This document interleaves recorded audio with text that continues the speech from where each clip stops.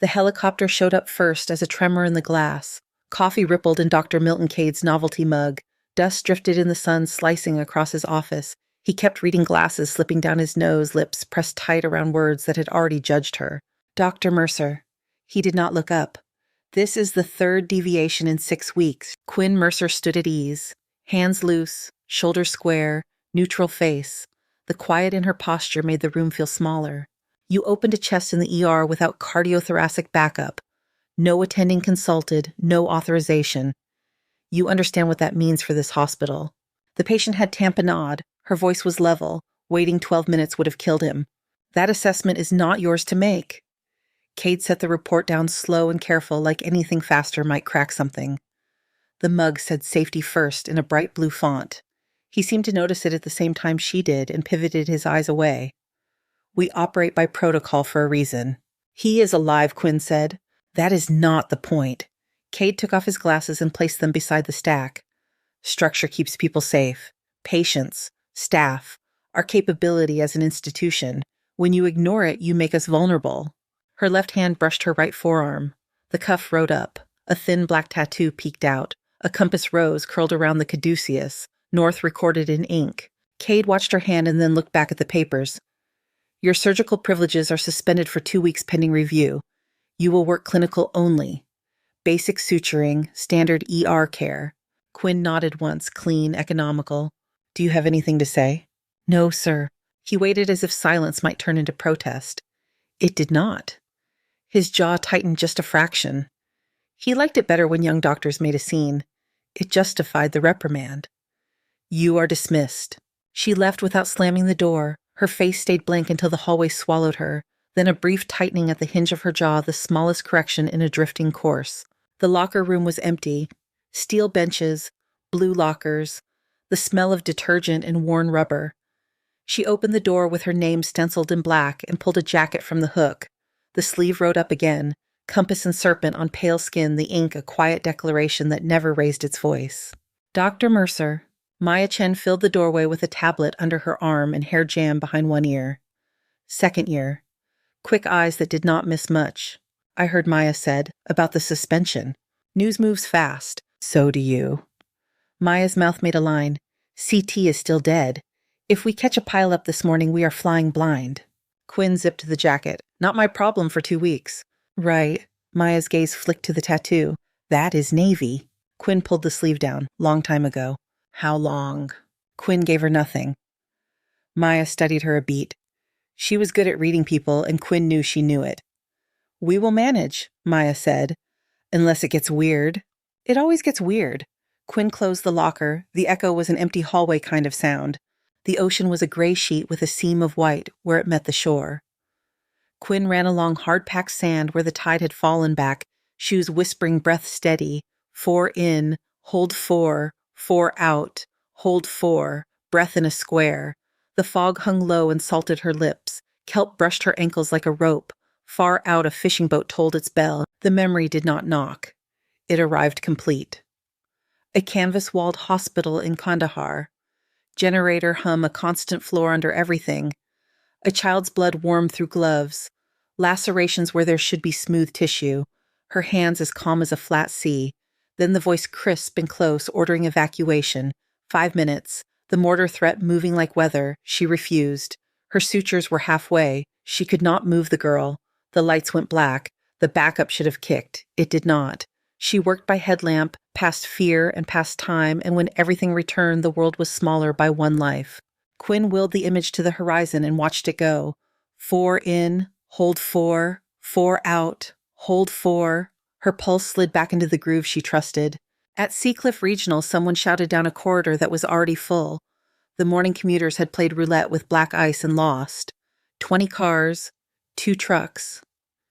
The CT sat cold in the radiology suite with its error code flashing.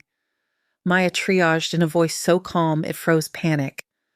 The smell of blood threaded the antiseptic. Coffee burned on a hot plate nobody had time to fix.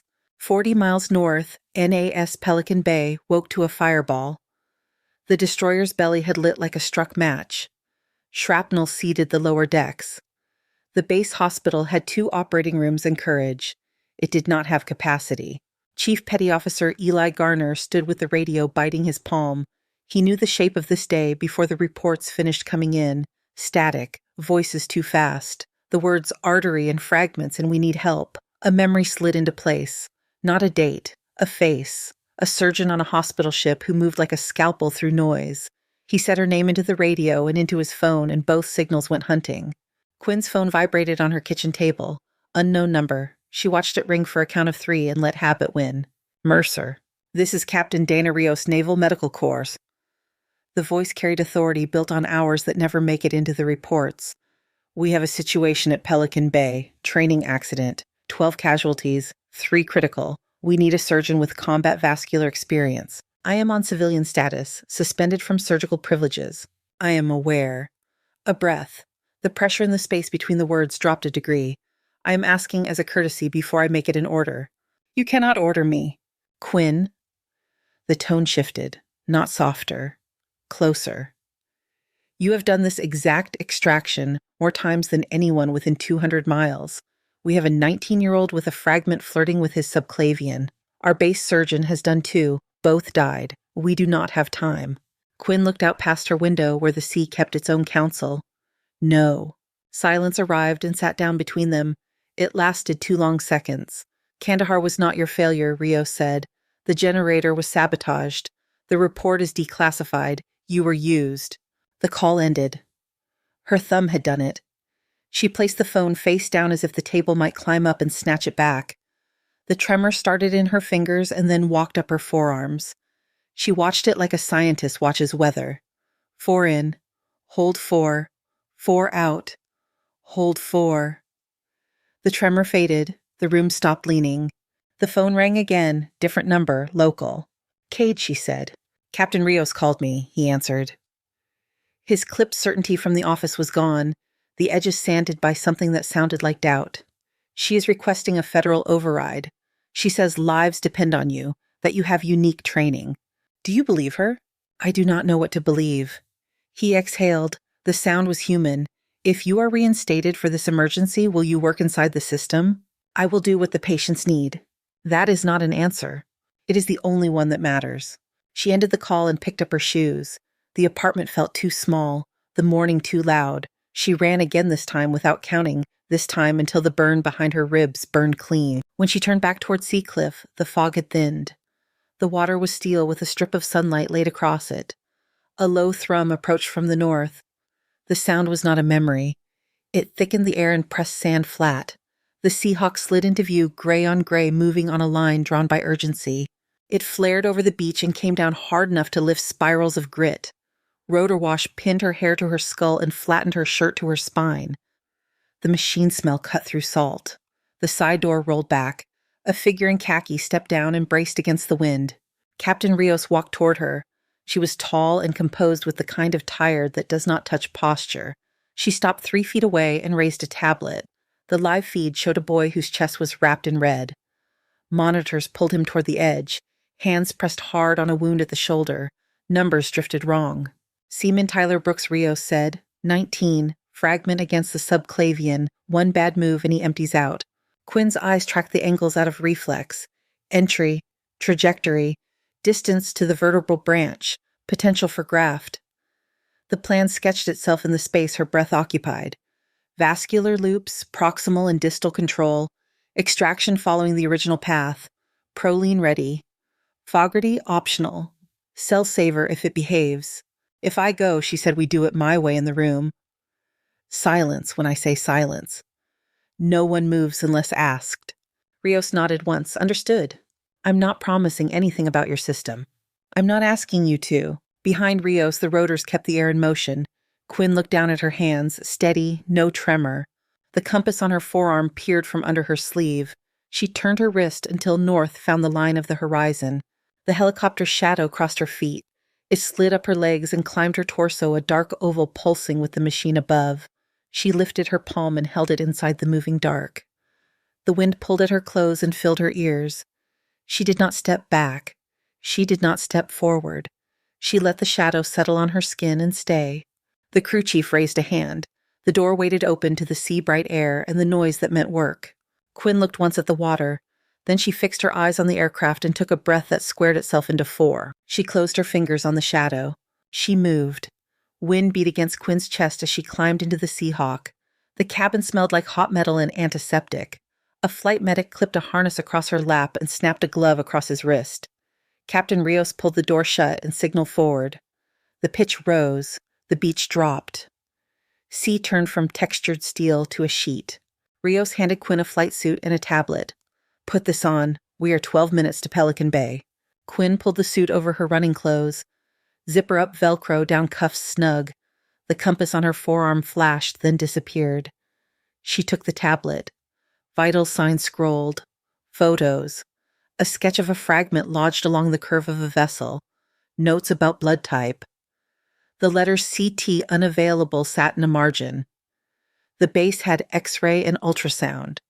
No contrast, no cross-sectional map. "Requested gear," Quinn said. "Vascular tray, DeBakey and Gerald forceps. Vascular loops blue and white, Satinsky clamps, Bulldog clamps, Proline 4O and 5O, Fogarty if you have it. 2 units O negative on ice, cell saver if it behaves." Rios relayed it to the headset. Her voice was clipped and calm.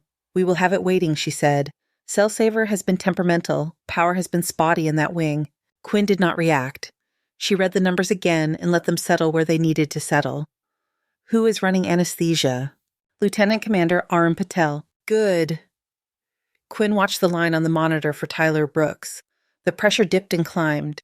The heart rate ran high and thin. "And your surgeon?" "Lieutenant Cole, 3 years out. Smart, over his head today." Quinn nodded. The medic across from her watched her hands. He saw what she saw. No shake. He relaxed a millimeter. Rios leaned forward. "Kandahar," she said. The rotors filled the pause. "You were right to stay." Quinn's mouth moved, but no words came. She drew a breath in 4, held it, let it go. The cabin settled around her. The Seahawk banked over scrub and barracks and the blocky shapes of hangars.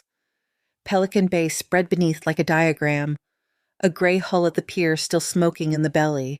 The helipad stenciled with a red cross. A crew chief opened the door. Heat hit them like a breath. Chief Petty Officer Eli Garner waited on the pad with a radio at his hip. He lifted a hand. Rios returned it and stepped aside. "Ma'am," Garner said to Rios. Then to Quinn with a flicker of recognition from a different deck, a different ward, "Doc." Quinn did not correct him. "Brooks," she said. "This way." They moved fast through a corridor that was too white and too bright. Posters about safety rules lined the walls. A coffee stain had dried into a map on the floor where someone had skidded. Nurses in scrubs that said USN moved with the muscle memory of training into a reality that strained it. The air carried the clean bite of chlorhexidine under the copper of blood. Lieutenant Nathan Cole met them outside Trauma 2. He was tall and a little stooped from hours that did not fit his frame. A mask hung at his throat. He kept his eyes on Quinn like she was a moving target he did not want to miss. "Commander Mercer," he said without thinking. "Dr. Mercer," she said, "show me." They stepped into the bay. Tyler Brooks lay pale under too much light. His chest was wrapped high and tight. The bandage over his shoulder oozed bright. A nurse pressed hard where the oozing did not want to stop. Numbers blinked on the monitor. 80/50, 130 and thin. Oxygen sat on his face. His eyelashes were blonde and sticky. Quinn peeled back a corner of the bandage without lifting pressure. The wound lay close to the clavicle along the track where the subclavian lived under the anterior scalene. She traced the likely path in her head. Entry, angle, depth. The vertebral branch was near. The brachial plexus sat like a bundle of nerve cables that did not tolerate wrong moves. "How long since injury?" she asked. 3 hours and change, Cole said. 2 units in, no response to volume. "Prep the OR," she said. "Vascular setup. I want loops ready. Satinsky and Bulldogs on the field. Proline loaded. Suction working. Cell saver on if it will stay on. We will need silence during extraction. That is not a suggestion." Cole swallowed. Understood. Patel appeared at the head of the bed, soft-spoken and solid. "We are ready to take him," he said. "Pressure's slipping." Quinn checked the nurse's hand. "Keep that angle," she said. "You are buying him minutes." They rolled. The gurney rattled through the doors and into a hallway where a siren alarmed somewhere, and no one moved toward it because they were already moving as fast as they could. The operating room was smaller than a civilian suite, clean, compact, efficient. Lights hung on articulated arms. The table sat, already warmed. Instrument trays gleamed, and a nurse counted under her breath without looking up. The smell shifted from ER to OR, less chaos, more ritual. Quinn scrubbed at the sink with her eyes on the window. Inside, Cole and Patel positioned Tyler. The pressure dipped again. Patel adjusted, coaxed, watched the line obey. Rio stood behind the glass with the base commander hands loose at her sides, face set, in the calm she wore like a uniform. Gown and gloves slid on with the small elastic snap she had missed. The paper of the gown whispered. The glove fingers seated over her knuckles. The compass stayed covered and still. She stepped to the field. Cole stood across from her, eyes too wide. Patel nodded once and returned his attention to the head of the bed. Scalpel, Quinn said.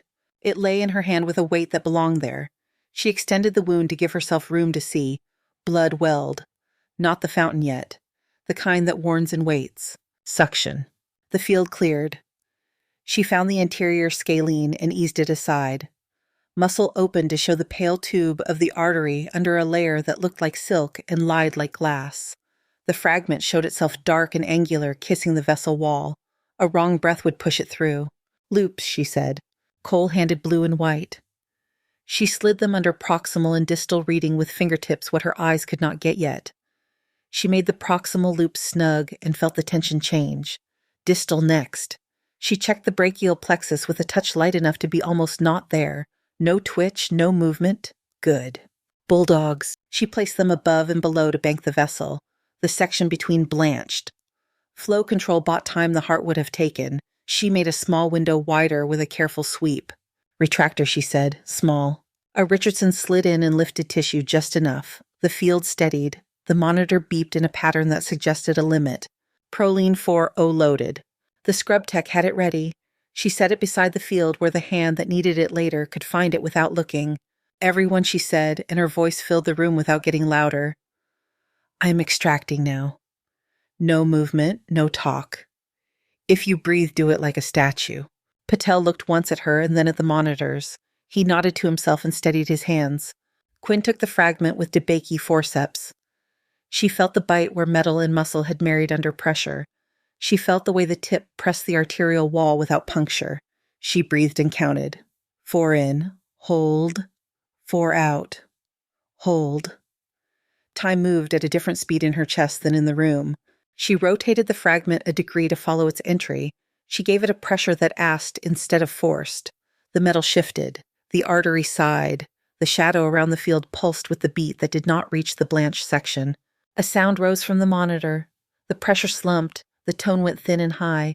Someone swore under a mask in a voice that wanted to be quiet but was not. Quinn did not look up. The fragment moved another millimeter. She kept the angle. The suction whispered. The light hummed. The room held its breath along with her.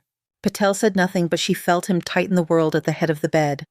A nurse took a half step forward and stopped because she had promised. The fragment slid one more whisper of distance. The arterial wall trembled under her left hand. The line on the monitor flattened toward a place that made people move. In the observation room, Rios did not move at all. Quinn set her wrist against the retractor to make a lever where there was none. She felt the metal clear the last thread of muscle that tried to hold it. She drew it back along the way it had come. Every fiber in her hands knew exactly how far it was from a tear that would end a 19-year-old on a bright table. The tone climbed higher. Pressure numbers fell. Tyler Brooks was a pale raft in a bright sea. Quinn's breath squared itself again. 4 in, hold, 4 out, hold. The fragment was almost free. The monitor gave a long, unwavering note. The tone leveled into a flat line. Quinn did not lift her eyes. She felt the fragment loosen a final thread, then come clean into the mouth of the forceps. Blood answered with a bright jet from the pinched artery. Pressure here, she said, and her left index finger sealed the leak. Proline. The needle driver met her right hand. The first stitch bit through the near edge of the arterial wall, crossed the small rent, and came out clean on the far side. She tied fast, snug, but not strangling. Second stitch. Third. The fountain thinned to a pulse, then to a sheen. She eased her finger and watched. No spread. She set a fourth stitch to guard the line. Release distal. The clamp came off. Blood pushed past the repair and colored the vessel back to life. No ooze, no sudden bloom. Release proximal. Patel called out numbers that sounded like music after the flat tone. 82 climbing, heart rate easing, oxygen holding. Check distal pulse, Quinn said. A nurse at the wrist nodded, radio present, strong. Quinn backed the retractor a whisper to assess tension. The suture line held. She placed a fine layer of tissue over the repair and set tiny interrupted stitches to keep it quiet. The room exhaled without sound. She looked at Tyler Brooks. The boy's eyelids fluttered. Patel adjusted a dial and spoke to him the way you speak to someone crossing into a safer place. Quinn rested a gloved hand briefly on the drape near Tyler's shoulder. "You are through the worst," she said. "Let the meds carry you." She closed in layers precise and calm. Skin took its turn last, the blue of Proline a ruled line on pale. When Quinn stepped away, the scrub nurse took the bloodied fragment into a tray and labeled it. Cole kept staring at the field as if it might undo itself if he blinked. "Watch him for swelling at the site," Quinn said. "Monitor for signs of hematoma and distal ischemia. He should be fine." Cole's eyes refocused. He nodded. Yes, doctor." Above the glass, Captain Rios stood with the base commander. He had the stillness of a man who had learned how to wait while others worked.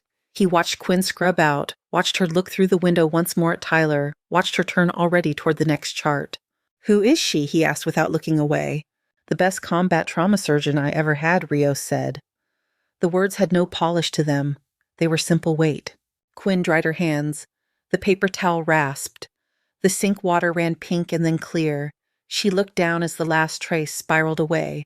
Her reflection was a soft smudge in mirror steel. She let it be. "Next case," she said to Cole in the corridor. "Name and injuries." "Petty Officer Dixon," he said, flipping a clipboard page but already knowing.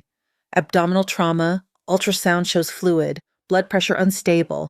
Mechanism suggests possible aortic injury. Let us move." Dixon had the gray skin of a body that was more empty than it should be. His belly was taut and tender under swollen dressings. Ultrasound gel made a slick glitter under the lights. Patel had lines in place, blood-primed oxygen steady. The room tightened around the idea of a major vessel. "Open," Quinn said. She went midline swift through skin and fascia. The peritoneum released a heat that carried the copper of blood. Dark fluid moved toward the suction like tidewater. She placed packs into quadrants and took quick stock. The liver bled a little, the spleen not much. The retroperitoneum bulged in a way that made her change her grip on the retractor as if it could change gravity. "Suspect aorta," she said. "Cole, hand me a Satinsky when I ask." "Not yet." He drew breath through his mask. "Yes." She exposed gently along the aorta, respecting the tissue planes, mapping with her fingers the way a person maps a coastline by touch and fog. The vessel came into view slick and pale except for a small lip where force had torn a bite. Blood tracked along it like river scars. "Cell saver on?" she asked without looking up. The perfusionist lifted a thumb and then frowned at a screen that flickered.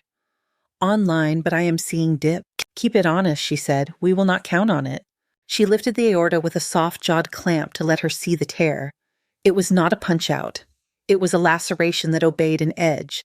She could work with that if the world stayed steady. "Partial clamp," she said. "Satinsky ready." Cole set the curved clamp into her palm. She felt its weight like a promise. She placed it so flow would continue around it. The vessel deformed just enough to give her a dry field where she needed it. Proline 3-0. Patel spoke numbers that kept rhythm.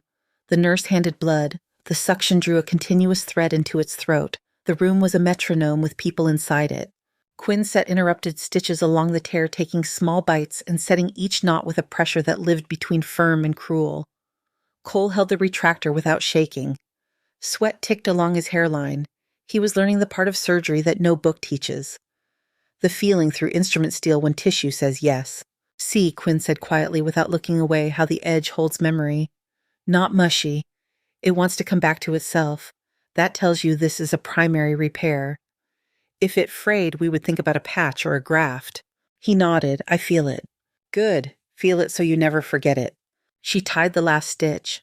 Blood ran under the clamp in an arc that told her the lumen was true. She released a fraction of pressure and watched. No bloom. The line stayed tight. "Release slowly," she said. He eased the clamp back under her hand. The aorta opened to its duty. No leak. The packs came out one by one with inspection between each. Bleeding elsewhere was minor and obedient. "Close," she said. They closed. Dixon's color improved with blood that stayed in him. He would have pain and a scar and stories he would tell wrong. He would be alive to tell them. The next hour stacked cases like crates on a skid. PFC Morales with a chest that sounded wrong and moved less on the left. Quinn guided Maya's equivalent, a young corpsman with careful hands, through a chest tube that hissed air and then coughed blood. The lung climbed back with a sigh. Another sailor had a femoral bleed that disappeared from view until traction on the leg made a path. A third case needed a splenectomy they did not want to do but chose because the alternative was worse. Rios moved between observation and corridor fielding calls, making decisions that made other decisions possible. Garner carried instruments and messages with the same economy with which he had carried ammunition years ago. Cole stopped checking the clock and started hearing the work. Every few minutes the power in the wing gave a small dip. Not a failure, a reminder. The lights dimmed as if thinking and returned. Each time Patel's hands stayed steady, each time Quinn did not look up. Did. In a pause that was more breath than break, Cole leaned against a wall with a water bottle and looked at Quinn. "How did you know to rotate the fragment?" he asked, not whispering but low enough to keep the question in their shared space. "The body tells you the angle," she said. "You feel the first lie, then you follow the truth." He nodded like that made sense, because in the room it did. They rolled a gurney into the next suite. The patient on it was small and older than the rest. A civilian contractor caught under something that did not discriminate. Pelvic fracture stable for now, belly quiet. She triaged in a glance and diverted him toward orthopedics with clear orders on heparin and pain. They did not need her hands. They needed her to say so. Back with the team, Quinn rinsed gloved fingers in a basin while a nurse swapped trays. The water turned a thin smoke of red and ran away. The hum in the walls rolled a half step down and up again. She listened to it like a musician hears a tuning change. "Everything steady," Patel said, reading her listening. "For now," she said. Garner leaned into the doorway with a list. 2 more inbound from the pier. Stabilized. 1 with belly, 1 with arm shrapnel. ETA 8. "We can turn this room in 10, Cole said, surprising himself. "Make it 9, Quinn said. "We will steal 1 minute from nowhere." They moved like a single thought broken into parts. Linens changed, surfaces wiped. Instruments counted and opened. The odor of cautery hung and faded. The observation glass reflected faces that did not have time to look back at themselves. Quinn checked on Tyler through a window. He lay with eyes closed, vitals neat and orderly. A nurse adjusted a blanket and smiled at something he mumbled. The bandage at his shoulder was clean. The skin under it did not swell. The line at his wrist kept time. She touched the glass with the back of her fingers the way you touch a photograph. Then she turned because someone said her name. Dr. Cole called from the doorway of the next room. "We are set." She walked in. The brightness met her, the green field of drapes, the quiet drum of machinery. Her hands lifted for new gloves and the latex snapped into place with a sound that was its own small announcement. A perfusion pump coughed. Its screen flickered from green to gray and back. An overhead light gave a single blink and recovered. The hum underfoot changed color. Quinn looked at the perfusionist. He had already reached for the manual backup on the cell saver. She nodded once and looked at Patel. He was already checking the generator readout. She turned to Cole. "Hold retraction," she said, Satinsky at hand. The light flickered again, just a heartbeat, then steadied. The air held still as if the whole building had taken one careful breath. The light steadied. The hum climbed back to its usual pitch. Quinn set her feet, palms open to the field. "Knife," she said. The next sailor on the table had a belly that argued with the monitors. Ultrasound had shown pockets of fluid that did not belong. The incision opened and the room filled with the heat of a body that had been bleeding in silence. Pax went in. The suction took what it could. Patel murmured pressure and heart rate. Cole held retraction and kept his breathing in time. Quinn lifted the small bowel out of harm and found the source behind the mesentery. A thin artery hissed where a fragment had skimmed it and left trouble. She pinched the spot with a finger and felt the vessel hold under pressure. "Clip," she said, then stitch. Metal clicked into place. The edge settled. The room exhaled a little. She checked the rest of the bowel, found 2 small serosal tears, and reinforced them with quick stitches that lay neat and low. "Close," she said. The pace felt right again. The rhythm was work and not panic. They moved the last of the morning's cases through 2 rooms that never went quiet. A leg wound that hid a femoral nick under a hematoma that pretended to be nothing. A chest with a stubborn air leak that gave up after a second tube and a better angle. a handful of glittering metal that needed patience and a loop magnifier. Garner carried blood from the lab with the care he would give to a sleeping child. Rio stood in the glass and did not interfere. Then came the case that raised the room 2 degrees, an abdominal trauma that refused to fit its numbers. The belly looked wrong in the way of pressure. Pressure comes from the places no one wants to open. Quinn put her hand inside and went to the source without ceremony. The aorta had been insulted and was letting the idea of a leak become a fact. Satinsky, she said, partial occlusion. Cole placed the clamp where she indicated. She watched the lumen blush white where it needed rest and red where blood should still go. The field steadied. The tear was a mouth that wanted to close. The lights flickered again. Not a hint. A dip that made shadows climb the walls and slide away. A pump coughed. The cell saver screen dropped to gray. Patel's eyes flicked to the generator readout. The line stayed steady. The room held. Quinn did not stop. Proline 3-0. She set sutures like fence posts along a property line. Small bites. Even spacing. Each knot pulled snug and true. Cole watched her hands and felt the vessel answer. His fingers found the pressure that held without hurting. Add a stitch, she said. Here. He placed it. The tip of the needle met the far wall and came back with a resistance that said yes. He tied with hands that did not quite shake. Release a quarter, she said. He loosened the clamp. The suture line stayed dry. She nodded. Release. The aorta opened to its job. The packs came out with patience. Blood stopped where blood belonged. The monitor settled into the comfort of numbers that made sense. She closed the belly with economy. The skin took a clean line. Patel called time and pressures and a note on urine output that sounded like a compliment. Hours stacked. The sun moved outside to a place they could not see. Food went untouched. Water bottles emptied and appeared. The wing's power dipped twice more without quitting. The cell saver worked when it worked and did not when it did not. No one referred to the dips out loud. The body of the hospital kept its own secrets. Quinn listened with her hands, not her ears. When the last case was done, it had been 9 hours without a break that counted. 12 patients, 12 beds filled with the quiet that follows violence. In recovery, nurses checked lines and adjusted blankets and smiled at nothing. In the OR, the smell of cautery and antiseptic softened and faded. Quinn stood at the scrub sink and watched the water run pink, then clean. Her shoulders ached. Her feet argued with the floor. Her hands felt heavy in a way that felt honest. She dried them and looked up out of habit. The glass gave her back a face that was tired and complete. Rios found her there. She did not speak right away. She watched Quinn throw the towel away and rest her knuckles on the edge of the counter like she might push the hospital forward with a small effort. 12, Rios said. 12, Quinn answered. They are stable. For now, Quinn said. Rios nodded. The base commander came 2 steps into the doorway and stopped as if he had stepped into a chapel and needed to remember his place. Dr. Mercer, he said. Thank you. Quinn looked at him. He held the gaze long enough to count to 3 and then dropped it. Rios waited until they were alone again. Come back to the Navy, she said. Choice of posts. Or stand up a training program that will keep people alive when their first day becomes this day.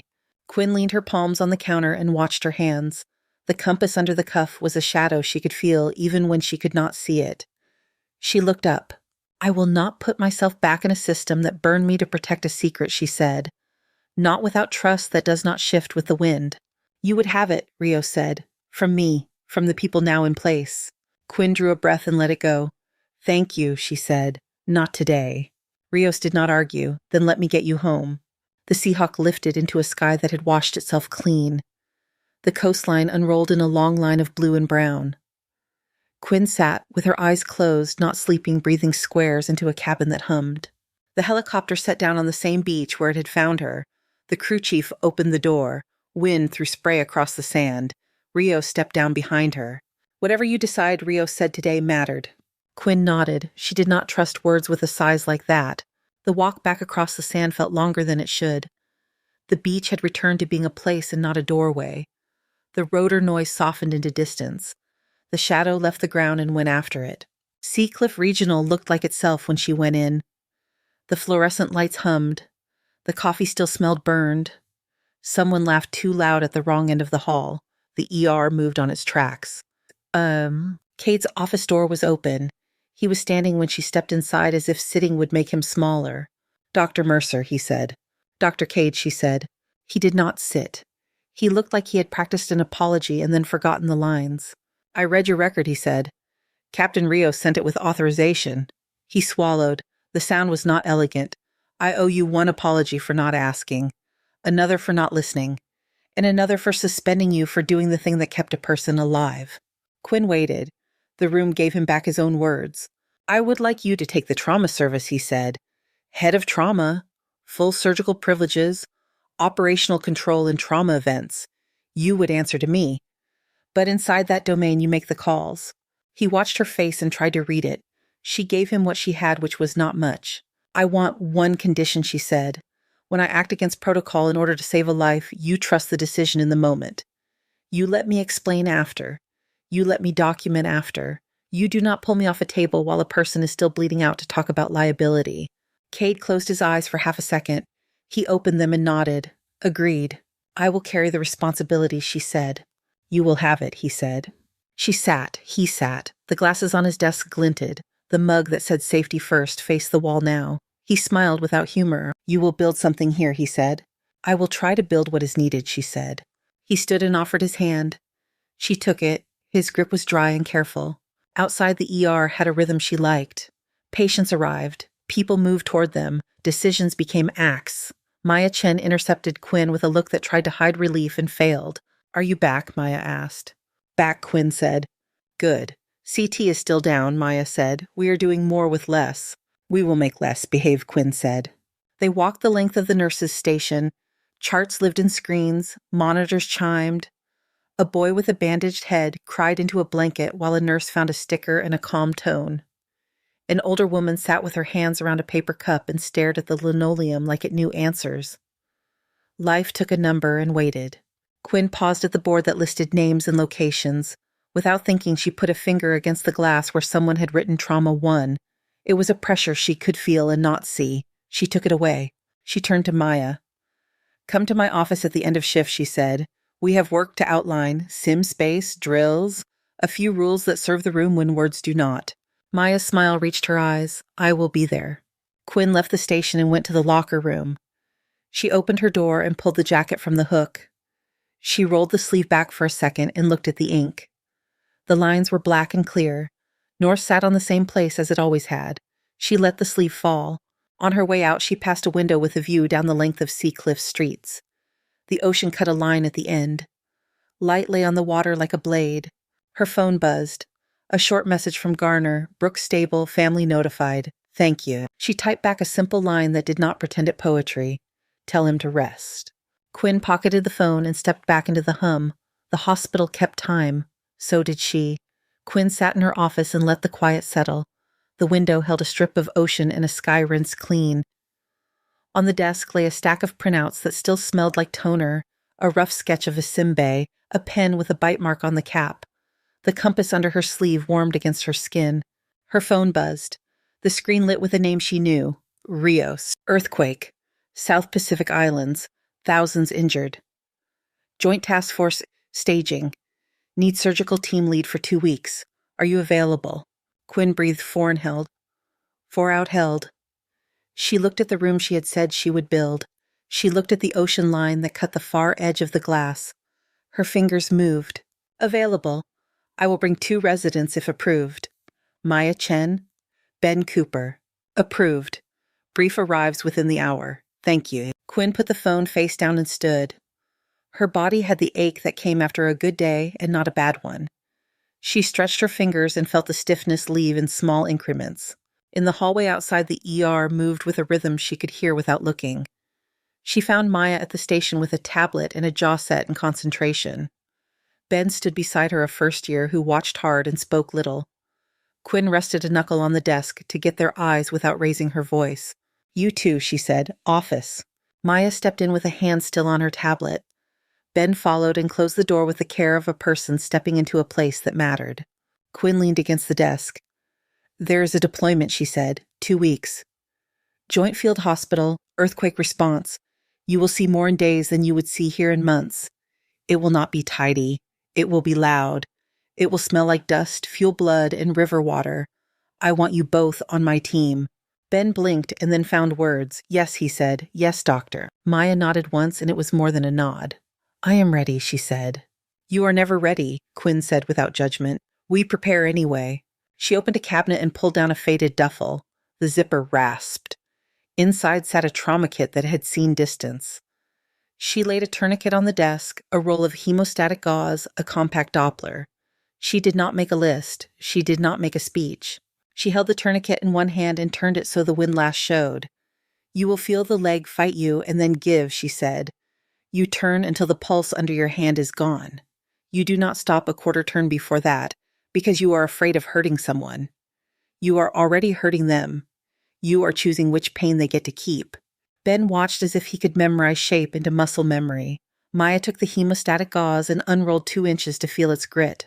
Pack deep, Quinn said, deeper than you think. They stood with the duffel between them, an altar without sacred things. The building hummed. A call light chimed and went quiet when someone answered it. Quinn put the gear back into the bag and zipped it. You will clear it with the chief, she said. Flights are early. Be ready to leave in 3 days. Maya exhaled and smiled with the edge of nerves that mean a person is paying attention. Understood, she said. After they left, Quinn stayed with the view and the quiet for one breath. The phone rang again. The number wore a base exchange code she now recognized. She answered. Mercer, she said. Dr. Mercer, a young voice, said that carried both gratitude and medication. Tyler Brooks, they said I could call. You can. I do not remember much, he said. I woke up and they told me who did it. My mom cried on the phone. My dad did not say anything for a long time, and then he did not stop talking. They said I get to keep my arm. They said I get to go back to my ship when they say. I wanted to say thank you. You rest, Quinn said. You let the people around you do the worrying. My girlfriend wants to meet you, he said, and the boy and the man came through the line. Is that weird? It is fine, she said. We will see what the days bring. He laughed softly. I feel like I should say something big, he said. I do not have anything big. Thank you is all I have. That is enough, she said. When the call ended, the office felt larger. The desk was still a desk. The window was still a window. The water and light made the same line they had made all day, but it seemed truer now. Quinn walked to the sim space on the 3rd floor. The room smelled like new paint and plastic. Monitors blinked without being attached to anything alive. A shelf held the model of a chest with a cavity cut for practice tubes. She touched the rim of the opening smooth and artificial under her fingers. She pictured Maya's hands steadying at the edge, learning not to flinch, learning to listen for the hiss. She left the lab lights off and went back down the stairs. Outside, the sky had shifted toward evening. The air tasted like salt and eucalyptus. The path to the beach ran under a stand of cypress that clicked when the wind moved right. She took it without thinking about where her feet went. The sand folded under her shoes. The tide had laid out a mirror where the sky repeated itself. She walked the hard edge at the waterline and let her breathing square itself without counting. A gull dropped a shell and the crack broke clean and small. Out in the blue distance, a helicopter crossed between cloud and horizon. The sound reached her a moment later. It was not the Seahawk from the morning. It was not anything she could name. It was a machine that moved because people needed it to. She stopped and rolled her sleeve. The compass looked back black on pale. She turned her wrist until north found where the light met the water. The ink did not point to places. It marked a way of moving through them. Back at Seacliff, the ER had shifted to night rhythm. The lights looked warmer, though they were not. Voices dropped half a register. Footsteps softened. The board listed names in a neat grid. Quinn checked on 3 patients whose trajectories needed adjustment and signed 2 orders that would keep them between the lines. In the locker room, she opened the metal door and slid the duffel onto the bench. She set a small headlamp on top and a roll of tape and left them there. She did not write a list. She did not write anything. On her way out, she found Cade by the elevators. He held a folder and looked like a person who had spent the day walking through a house with the lights on for the first time. Everything in motion, he said. It always is, she said. He looked at the bag and then at her face. He did not ask the question that would have made him the wrong kind of curious. We will cover your shifts, he said. Make sure the lab is staffed, whatever you need. Ever. Thank you, she said. He nodded and watched the elevator doors open and close. He stayed where he was, as if being in the hall was his part now. Quinn slept a steady 6 hours and woke before the alarm. The morning smelled like coffee and clean. She packed the duffel with the ordinary care of someone who has done it for years. A book went in on top of the gear, a dog-eared atlas that had lived in more bags than one. She locked the apartment and took the stairs. At the beach, the light slid across the surface in a sheet of pale gold. A Seahawk angled in from the north and slowed over the water. Its shadow stretched long and dark across the damp sand, then shortened as it descended. The rotor wash kicked Grit up and made the grass kneel. The door slid open. Maya and Ben came into the wind with their bags. Their faces had the color of people who had not slept much and were not telling their bodies yet. They nodded at Quinn and found places in the weight of the noise. Rio stepped down and met Quinn's eyes. No words at first. They did not need them. Then Rios held out a manifest in a small folder that carried orders and medical passes in an outline that would change in the air. Quinn took them and tucked them into the duffel. She looked at the helicopter. She looked at the water. She lifted her hand and placed her palm under the moving shadow. The air pressed hard along her forearm. She could feel the pulse of the blade in her bones. She breathed 4 in, held, 4 out, held. She stepped forward and climbed in. The crew chief closed the door. The world narrowed to the cabin and the people in it and the work waiting somewhere across blue. The Seahawk lifted. Sand broke into spirals and ran back flat. The hospital and the city slid small, then smaller. The ocean filled the window and made a straight line to the horizon. The compass under her sleeve found it and stayed. Thank you so much for listening to today's story. If this story resonated with you or made you reflect, I'd love to hear your thoughts, so feel free to share them in the comments below. And don't forget to like, subscribe, and hit the notification bell so you won't miss the next story.